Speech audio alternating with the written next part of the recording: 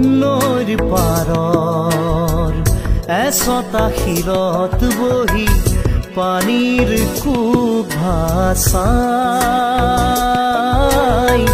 সোণবৰণীয়া চুলি তাৰি মেৰি তাই জানো কি পায়।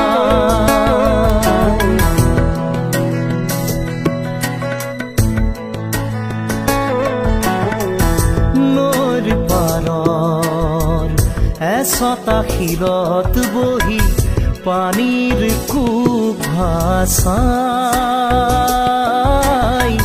সোণবৰণীয়া চুলি তাৰি মেলি তাই জানো কি পায়।